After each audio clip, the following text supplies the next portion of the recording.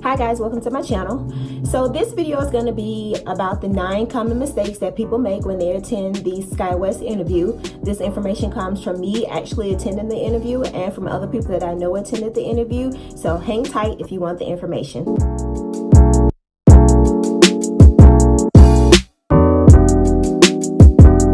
Common mistake number 1, people do not review skywest.com. On skywest.com, there's going to be a lot of information. There's going to be the specific job description. It's going to be the pay scale, the most up-to-date pay scale. It's also going to have the height requirements of the job. You can't be too short and you can't be too tall. So the specifics of that are on skywest.com. It's also going to have all of the base locations. It's also going to have the company's history and the company's core values. With that, it's also going to have all of the open interview times and locations. The open interviews for SkyWest change monthly, so make sure you review skywest.com for all of the information about the company. Common mistake number 2, people do not apply online before they attend the open interview. Sometimes when people don't apply online before they attend the open interview, it's because they did not review skywest.com. On skywest.com, it's going to tell you to apply online before you decide to attend an open interview. When you get to the open interview and you greet the recruiter at the table, they're going to ask you one of 2 questions. Did you apply online before you came today? If the answer is no, they're going to tell you to go and apply online before they let you into the room with all the other interviewees. Usually the hotels host the SkyWest interviews, so you could easily apply in the business center at the hotel. But don't do that. Just apply online before you go there, and that step in the process will be handled. Mistake number 3. People do not bring a copy of their resume to the open interview. Once you review skywest.com, on there it's going to tell you to bring a copy of your resume. So when you get to the open interview, you're going to greet the recruiter, and question 2 that they're going to ask you is, do you have a copy of your resume? If you do, you're going to hand it to the recruiter. They're going to write a number on it, and then they're going to move you on to the next step at the open interview. So make sure you bring a copy of your resume. Number 4 is very, very, very, very important. Common mistake number 4, make sure you dress appropriately.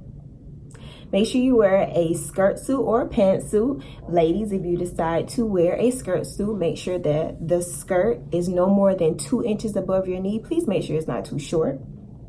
I personally wore a gray cardigan, a white button down, and navy blue slacks. The shoes that I wore were black 2-inch heels. I had a small bag with me that I kept the folder in with the extra copy of my resume. I also made sure that I wore pantyhose. I wore knee-high stockings. They were off black color. So again, make sure you dress appropriately.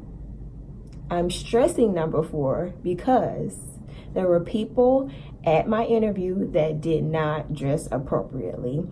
And hearing that people at other interviews did not dress appropriately either. So please, please, please dress appropriately. Common mistake number 5, make sure you get to the interview early. To be early is to be on time. The doors open at my interview at 5 p.m. I planned on getting there around 4:20, 4:30. I actually got there around 4:30, or about 4:35. There was already a line. I jumped in the line with the other interviewees, and I kind of mixed and mingled with them, talked to them about where they were from, because I drove out of town for my interview about 3 hours away from where I live. So we kind of mixed and mingled, and at 5 p.m., the recruiter sat down at a table, and then they started taking the people who were waiting. So make sure you get there early. To be early is to be on time. With that being said, some people were late. They closed the doors at exactly whatever time they said they were going to close. I can't remember the exact time. And some people did show up, and I actually heard a knock on the door, and the recruiters ignored the knock. So make sure you get there early so you can just avoid all of that and be there for the interview. Common mistake number 6, be prepared to stay for a while. Like I said, the doors opened at 5 p.m. I didn't get done with the interview until a little bit before 10:30. So let's just say 10:30. So I was there for a while. While I was there, I heard other people, I just overheard them talking to other people, and they were saying like, oh, they had to pick so-and-so up from this place. Oh, they had to go to work in the morning. They hope it gets done soon. just be prepared to stay for a while. Just know that whether 5 people show up or 300 people show up, be prepared to stay for a while. With that being said, there were 60 people, about 58 to 60 people at my interview. So my interview, that's why it took a while.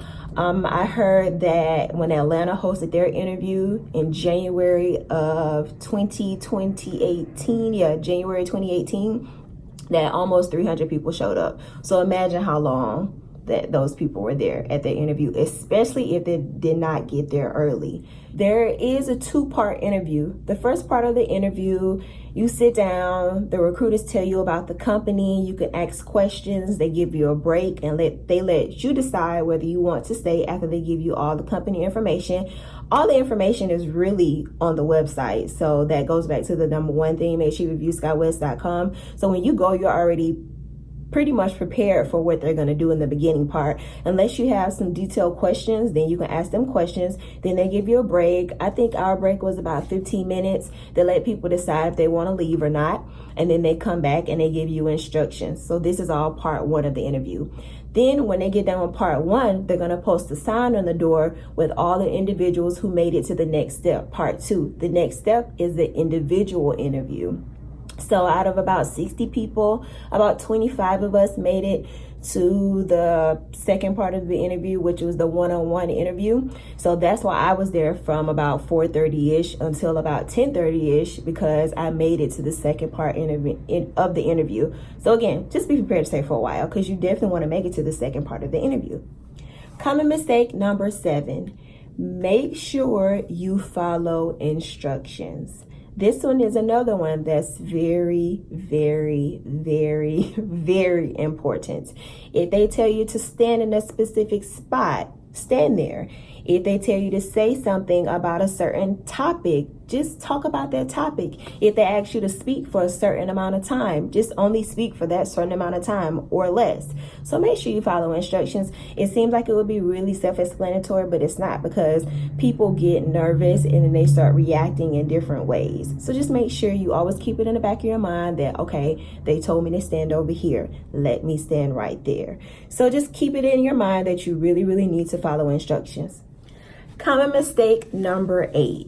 Please, please, please make sure you disclose your tattoos at the interview.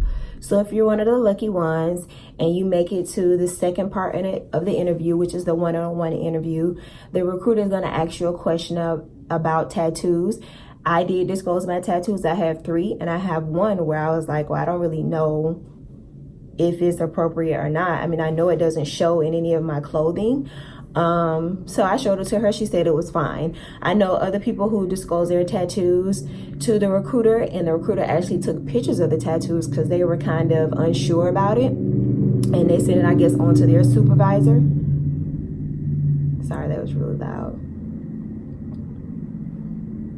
So again, please disclose your tattoos to the recruiter. I know of people that have made it through the entire interview process, waited the 1 or 2 weeks it took to get their CJO email, their conditional job offer email, went all the way to training, and on day number 1, they got sent home because they had tattoos on their hands, on their wrists, behind their ears, high up on their hairline. You cannot have tattoos in any of these areas.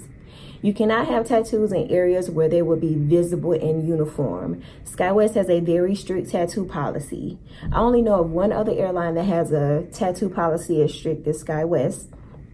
And you cannot use makeup to cover it. You cannot use jewelry to cover your tattoos.